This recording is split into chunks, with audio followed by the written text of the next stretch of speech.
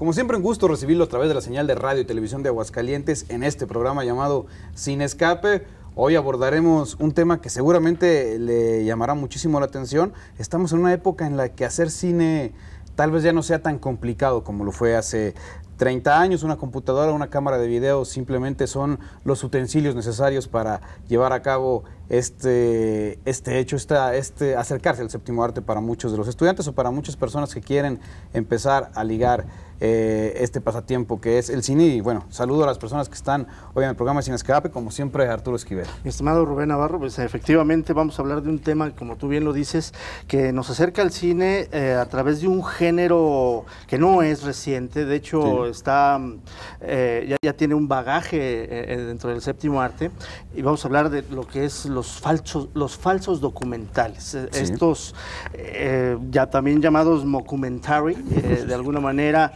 porque hacían mofa o burla de el documental, pues sí, bien a bien hasta de la realidad, se refiere a la realidad, pero un falso documental se hace mofa, entre comillas, porque hemos visto cosas que son verdaderamente que alteran al espectador y tiene como tintes sociológicos. Pero bueno, para hablar de ello, pues tenemos a dos invitados de lujo que de nueva cuenta nos vuelven a brindar su presencia. Por este lado tenemos a Juan Pablo Martínez. Hola, ¿cómo están? Otro a Ricardo Moreno, pues, para hablar de un tema muy bueno, ¿no? Muchas gracias por la invitación y con gusto aquí estamos para platicar de ello. Desde su perspectiva, empecemos a hablar precisamente cómo definirían ustedes al falso documental, que no es lo mismo que un docudrama. No, claro, por supuesto. El falso documental, pues es este fenómeno que me imagino surge o brota con el afán de tratar de acercar un poco más al espectador hacia los elementos que están revisando en ese momento en pantalla, puesto que como ya a estas alturas el documental, que no quiero, ni siquiera nos podemos referir como que fuera el primer género, puesto que las vistas de los Lumière, claro, al momento que se dedican a... Ya están documentando la historia, exactamente, ¿no? Únicamente captura, ¿no?, esos fragmentos de tiempo, de elementos, como diría Tarkovsky, ¿no?, en su momento también, ¿no?, tratar de esculpir un poquito en el tiempo, pero en este caso a través de la realidad. Pues en cierta forma lo que realmente captura, ¿no?, la imaginación y la atención del espectador, tener la posibilidad de creer que podemos compartir un poco un espacio, en este caso pues es irreal, pero a través, en este caso, de un lenguaje muy específico que posee nada más o exclusivamente el documental. Y tiene esas implicaciones con el público, lo hace partícipe, ¿no? Sí, no lo ves simplemente como un espectador pasivo. Esa es una de las grandes virtudes que tiene el falso documental. Claro. Pero bueno, tu punto de vista en ese sentido. Nos quedaríamos con tres articulaciones en este caso de este subgénero, porque como género no lo podríamos considerar, es un subgénero. La primera parte sería en este caso un elemento que ya mencionaste, que sería el docudrama. Antes del docudrama nos quedaríamos con la estructura del documental. Ya lo mencionó Juan Pablo, prácticamente desde las vistas de los Lumière hasta la evolución, hasta llegar hasta el cinema verité, cinema novo incluso, y la incorporación de la televisión. Porque aquí va a haber un salto interesante. Hasta antes de la década de los 80, prácticamente la estructura que el espectador decodificaba del documental, pues era el que teníamos de herencia, que venía desde la Segunda Guerra Mundial, de la década de los 50. Todavía un par de documentales que por ahí, que no era un género muy popular, que aparecen por ahí en la década de los 60, y esa era prácticamente la estética que el espectador conocíamos del documental. Con la aparición de la televisión, con la versatilidad del video, precisamente, de las handicam, se va a transformar esto y vamos entonces a dar un salto interesante para generar otra estética en el documental, que es el más cercano, que creo que es el que ya generaciones como ustedes ya están más familiarizados con ellas. Casos como el de la Bruja de Blair. Sí, hay un antes y después, ahí de está, hecho, ya le diste al clavo. En los falsos documentales, ¿no? Ya le diste al clavo. A partir de ahí, sin embargo, la percepción y la construcción de la estética en cuanto al juego de la percepción en el espectador, pues sigue siendo la misma. Apela a una serie de elementos que ya el espectador, en casi un siglo de evolución, pues asimiló muy bien.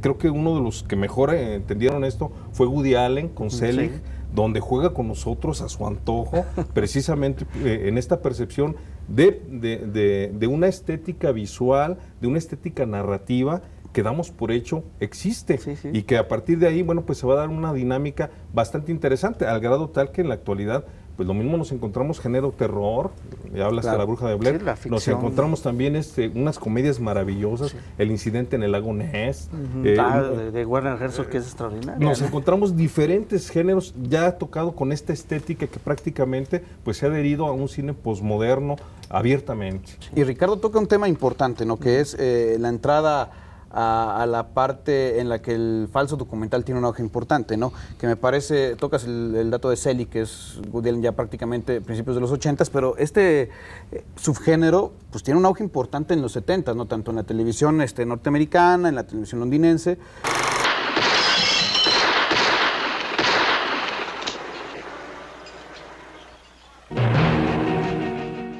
Destitute and in love, Virgil attempts to change his life with one bold stroke.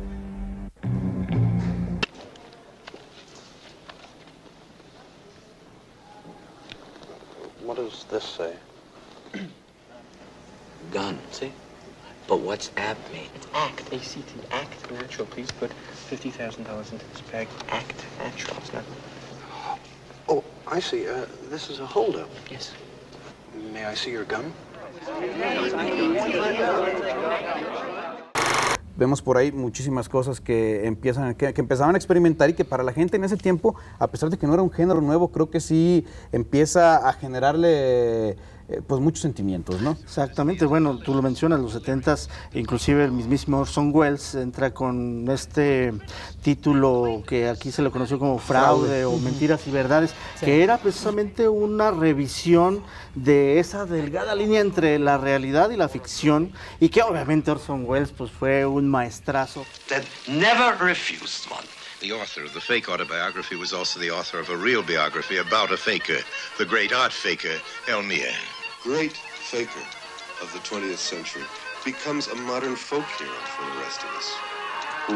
Pero tiene mucho esto que ver, Juan Pablo, Ricardo, los temas que se tocan en ese tipo de géneros, de subgéneros en este caso, tiene mucho que ver con el momento de la sociedad, con el momento que esté viviendo mucho la sociedad. En los 70s era mucho pues, la Guerra Fría, ese tipo de situaciones, ¿no? En el caso de Orson Welles, bueno, apuntaba a la paranoia que se vivía en ese tiempo en el mundo, ¿no? Claro, fíjate que acabas de tocar un elemento que es muy importante.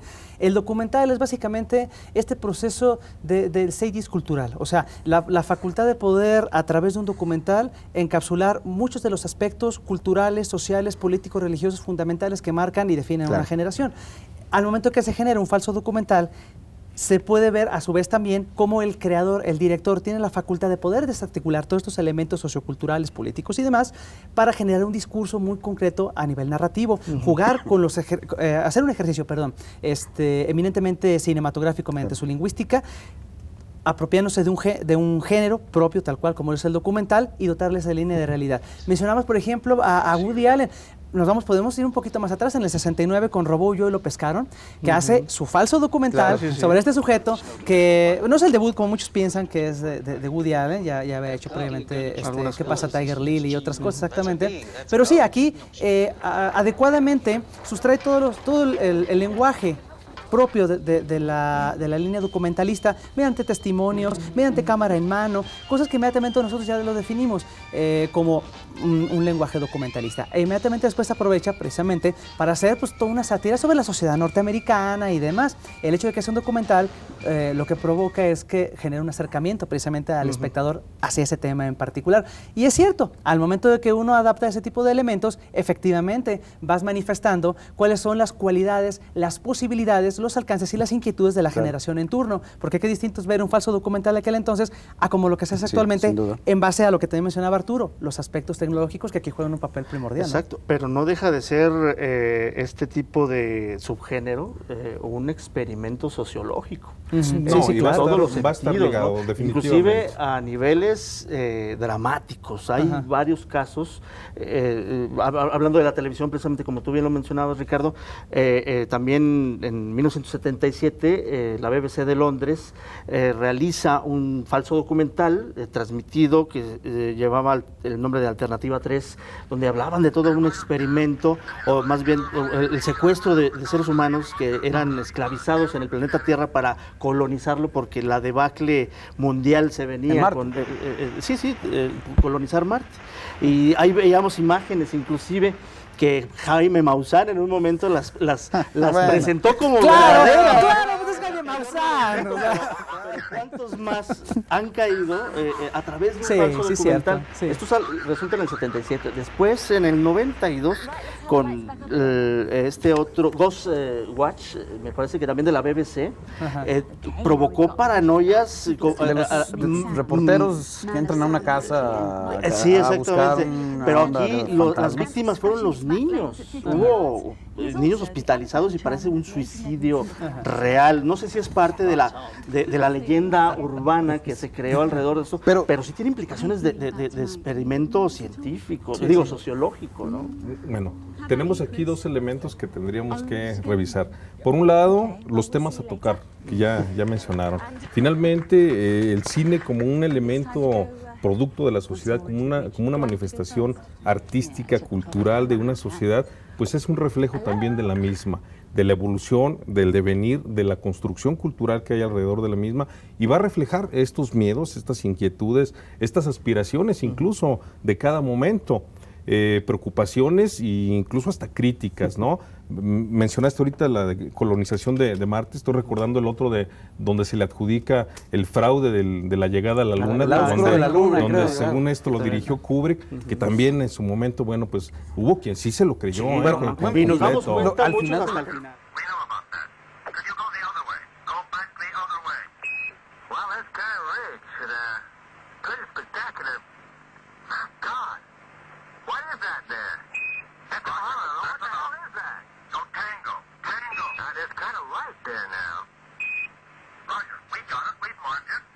Sí, claro. Hasta el final de los créditos. Ya, caray, entonces estos que estaban bromeando, pero bueno, eso nos da material para... Y aquí está la cuestión de hasta dónde el espectador se compromete.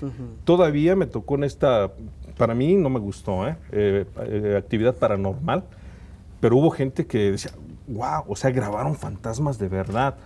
No fue, esto es ficción completamente, con toda la estructura de un documental casero. Sí, y aparte ya lo hemos visto en Ghostwatch. Claro. Entonces tenemos esta participación de que ofrece esta alternativa que para mi gusto creo que ya está muy desgastada en la actualidad, del espectador poderse compenetrar, hacer una lectura diferente, aunque sea del evento de ficción, con los elementos de la narrativa visual, de la realidad que provee el documental como tal. Pues todavía tenemos que hablar de muchas más cosas relacionadas al falso documental. Obviamente estamos hablando de un antes y un después. Claro. Vamos a seguir continuando con grandes clásicos de este subgénero. Horror Caníbal es uno de ellos. Que seguramente acá los señores tienen largo de comentar. Y lo tenemos que platicar después de este Sin duda. Vamos a un corte y regresamos.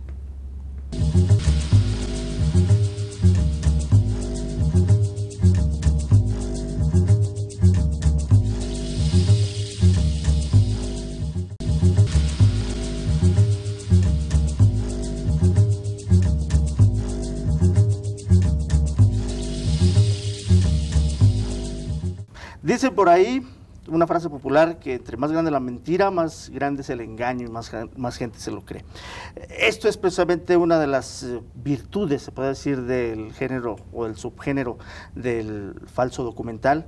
Y pues hay un territorio ahí que de repente mucha gente no tiene la oportunidad de vislumbrar, porque también no es muy conocido. Encontramos actualmente bastante de este falso documental, pero hay unos antecedentes que sin duda alguna, tanto Juan Pablo como Ricardo nos los pueden comentar.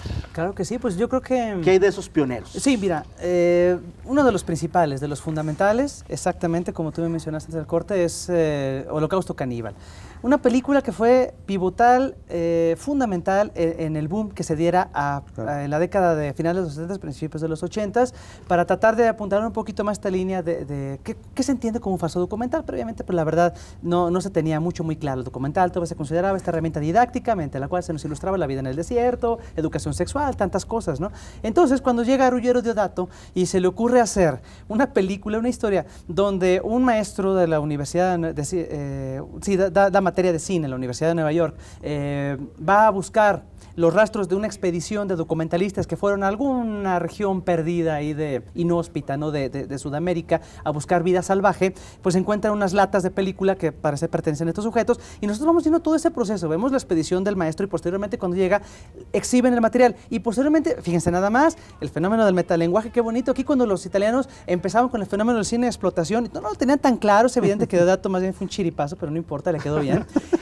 Nos adentramos en esta historia de este pietaje encontrado, donde vemos las andanzas de este grupo de expedicionarios que por no respetar las costumbres de estos caníbales, por mofarse de ellos, por burlarse de sus costumbres tribales y demás, obvio pagan el precio. Poco a poco empiezan a ser eliminados de las formas más terribles, grotescas, en una línea de cinema verité que la verdad, hasta la fecha muchos impactan porque vemos cómo asesinan a un cerdo, por ejemplo, estos caníbales, esta tribu.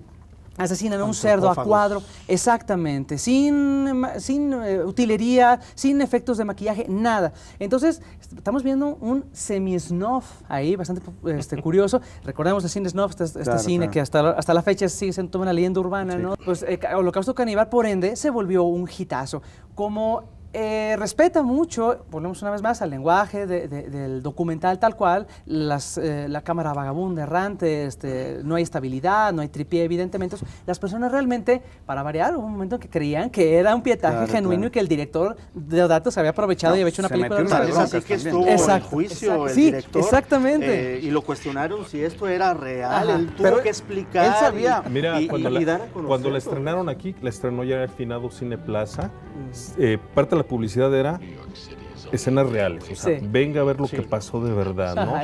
Y bueno, era el boom de estos otros documentales que los italianos a partir de esto le siguieron dando por ahí, ¿no? Por lo mismo, Perro Mundo y todas estas otras cintas. De hecho, es lo que se denominó el subgénero del cine mundo. El cine de mundo, o sea, a raíz del Holocausto Caníbal, exactamente, otros directores se fueron ahí a filmar escenas reales de elementos, de aspectos brutales de la cultura, ¿no? Entonces, Perro Mundo y su secuela, éxitos también, y el Cinema Mondo comenzó a hacer ruido y empezó a generarse, y no nada más en Italia, empezaron a surgir películas Mondo en Alemania, los alemanes también en su momento fueron buenos para meterse estos rollos, ¿no? Oportunistas también como pocos, y también británicos, incluso total. Empezó este fenómeno que por supuesto ya después, en la década de los 80s, vetadísimos. Empezaron a retachar copias, dijeron, ¿saben qué? Esto ya está. Nos gusta. Exactamente, y las autoridades, tanto de las buenas costumbres como suele ocurrir en países occidentales y demás, las vetaron. Pero hay una pregunta muy clara en lo que fue Holocausto Caníbal, Ricardo. Creo que Deodato sabía perfectamente qué es lo que estaba haciendo, qué es lo que estaba logrando, ¿no? Él sabía lo que iba a generar. Tan es así que, entre tantas leyendas que se manejan en esta película, fue que los protagonistas habían firmado un contrato para no aparecer por un año en diferentes medios, precisamente para seguir generando esto. De repente, la pregunta que yo veo en muchas redes sociales y que hay que retomarla, ¿no? ¿Qué tan válido es de repente jugar? Que me parece a mí, en lo personal, muy válido, pero ¿qué tan válido es jugar con la mente del espectador? Mira, desde el momento en que sacas tu cartera y le dices, me da uno, por favor, sabes a lo que ya estás participando. O sea, en ese momento entregas tu psique. Esa es la verdadera magia del cine. Claro. Entrar a esa experiencia de ficción y que tú como espectador te lleves lo que quieras. Pero oye, luego ¿qué pasa con lo que respecta a cierta línea mórbida, obviamente? Porque es tan válido eso. Hay una línea. Exacto, como cuando vas a la feria, pásale a ver a la mujer de 2 cabezas o pásale a ver al borrego de 6 patas, es lo mismo, ¿sí? Entonces, en cierta forma, yo siempre lo he creído, el documental como el falso documental alude al voyurista que todos tenemos. Sinceramente, todos queremos espiar por el cerrojo. Los encuentros con extraterrestres, todos esos son temas que brindan un potencial enorme porque la gente, más allá de la investigación o si de veras entender el mundo después de la vida o si hay vida o si hay extraterrestres en el planeta, pues atiende más a una necesidad de morbo que de otra cosa, ¿no? Entonces es perverso. Estamos hablando que el cine, el documental, el cine de falso documental documental es perverso. Y también perverso también nosotros, ¿no? Como ¿Qué de eso se trata? No, está bien, también es válido, ¿no? Bueno, Peter Jackson en los 90s también hace algo parecido a Horror Carnival, se encuentra unas latas y reescribe la historia desde su ángulo del cine, ¿no? En la verdadera historia del cine, ¿no? Sí. ¿Cómo se llama? Forgotten Silver, ¿no? Sí, Se llamaba así el proyecto. Forgotten Silver, sí. Involved. I mean, this was 1900, 5 years after the birth of cinema. You can't walk into the camera shop and buy a movie camera to take home movies. Aged only 12, Colin built his first motion picture camera. Impatient with the hand-crank technology of the time, Colin mechanized his camera with great ingenuity. When Colin rode the bicycle, his camera rolled, thus creating the cinema's first tracking shots. Colin's later attempt to mechanize a home-built projector leapt way beyond pedal power. I don't know who... Y bueno, pues Peter Jackson se divierte haciendo un falso documental donde él, a través de un personaje ficticio neozelandés, director, ya había descubierto Colin el cine... Mackenzie. Sí, ¿verdad? Exactamente. Descubre el cine sonoro y el color mucho antes de lo que los antecedentes históricos se manejan. Y bueno, es divertido Peter Jackson haciendo ese falso documental. Que es parte del falso documental, ¿no? El divertirte tú como realizador al momento de y lo que vas a provocar. Claro, al de final, lo que vas a provocar, ¿no? Y tú te vas a divertir de lo que estás... manipulación generando. absoluta del espectador. O sea, Claro. por supuesto que hay una conciencia en este caso, como realizador, de que aquí la manipulación adquiere una relevancia importantísima para el espectador. ¿Y qué pasa de repente en 80s, 90s cuando en los 90s se vuelve a retomar, pero en los 80s el género se pierde tal vez mucho por lo que estaba ya, en lo que se estaba convirtiendo y de repente creo que algunas conciencias puritanas empezaron a decir, ¿sabes qué? No es bueno que Mira, llegue todo. pasó aquí una cosa interesante. En los 80s es la tercera crisis de la cinematografía. Es el boom de la videocasetera, que aunque ya había aparecido en los 70s, aquí realmente la vivimos en los 80. Todo este material que desaparece de las salas cinematográficas, lo podemos encontrar ahora en el fabuloso formato VHS. Y sale por ahí incluso toda una serie de videocassettes de colecciones, muy en la línea de snuff, de muertes brutales. Trauma, creo que llegó a la 9, la 10, ¿sí? Que era brutal, ¿no? Lo podías entonces de forma... en formato, mejor dicho, de videocassette, tienes acceso a este material. Y el documental como tal parece diluirse. No es que se diluye, es un proceso de transformación que va a adquirir otras herramientas. Aparece, en este caso, la Handycam, va a tener un impacto, va a tener un desarrollo y va a ser prácticamente hasta los 90s, mucho a Michael Moore, de que vuelve otra vez el documental, pero ya con otras herramientas, con otra estética, con otra percepción. Y bueno, solo por recordar a Rob Reiner, que también es un gran director, Cuenta conmigo, es una de esas películas emblemáticas dentro de lo que él ha realizado, y bueno, pues él también realiza en el 84 Spinal Tap. esta película dilo, donde... Spinal Tap, sí, señor. A mí me encanta esa película. Hablando de un ludismo, grupo de rock que hace de la suya. Pero qué bien hecho está, o sea, al final muchos pensaron, este grupo es genial, como nunca había oído hablar de él, ¿no? Y es que adapta muchas de las anécdotas que luego después otros grupos ingleses en aquel entonces, que luego cuando la vieron le decían a los Rolling, oye, ¿por qué nos quemas así, gacho? A mí me pasó eso y los Rolling una vez dijeron, una vez también nos perdimos ahí abajo del estadio, no encontrábamos el escenario, cosas así.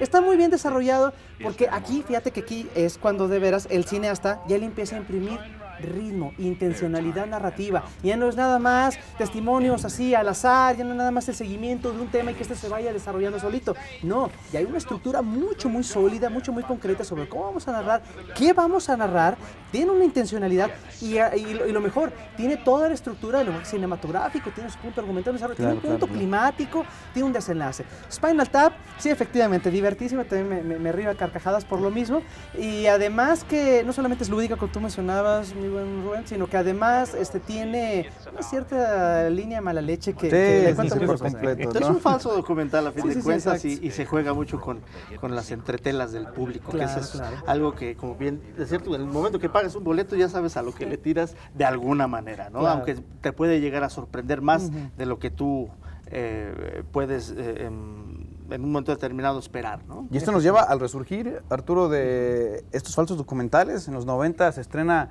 el proyecto de La Bruja de Blair, donde de alguna manera empezamos ya a conocer esta promoción sobre la película, sobre este falso documental, ya aprovechando lo que era el internet, que ha sido a raíz de eso una parte importantísima para explotarlo, ¿no? Y que ese va a ser el tema de nuestro próximo capítulo, porque ya no hay tiempo, básicamente el tiempo se nos ha ido, pero rapidísimo. ¿Algún comentario rápido antes de cerrar esta charla en relación a este tema tan fascinante como es el subgénero del falso documental? No, pues creo que en este caso la división es correcta, antes de La Bruja de Blair, después de La Bruja de Blair. Muy bien. Yo me atrevería, por favor, si se puede, sugerir que revise precisamente este tipo de material, que al final a la generación internet, sobre todo es a la que le urge tratar de comprender cuáles son los antecedentes de este fenómeno que ya es su cotidiano. Y aprovechando, Sí, ¿dónde claro. lo podemos encontrar? Sí, es la intención precisamente. Dos Claro, adelante, ve. Exacto, por aquí favor, está, en la biblioteca promocionen. del Centro Cultural Los Arquitos, que son bibliotecas, por supuesto, con las que cuenta el Instituto Cultural de Aguascalientes. Dichos espacios pues tienen la posibilidad pues de ofrecer este material que pues no tuvieron corrida comercial, me atrevería a decir, apropiadamente, o algunos incluso, por supuesto, olvidados en las distribuidoras. Entonces, en el caso de falsos documentales, pues ambas bibliotecas, Casa Terá, en Centro Cultural Los Arquitos, pues yo creo que pueden Ofrece localizar. muy buena opción. Aquí tenemos dos. ¿Cuáles son, mis estimados? Son, para empezar, Holocausto Caníbal, y otro de lo que ya hablaremos posteriormente, que también fue punta de lanza de la década de los 90, que es una producción belga titulada El hombre muerde al perro. Es interesante. De hecho lo es. Hay que verla, bastante hay que verla. Hombre, pues muchísimas gracias. No, al contrario, gracias a gracias a ustedes. ustedes. Nuevamente compartir este gusto por hablar de cine. Claro que sí, efectivamente. Pues vámonos, mi estimado. Arturo, hombre, el tiempo como siempre no es el que uno quisiera. Bueno, tiene una cita la próxima semana en Sin Escape. Todavía hay muchos temas que tocar, hay mucho de qué hablarle. Y bueno, para no dejarlo incompleto, seguiremos en la próxima semana.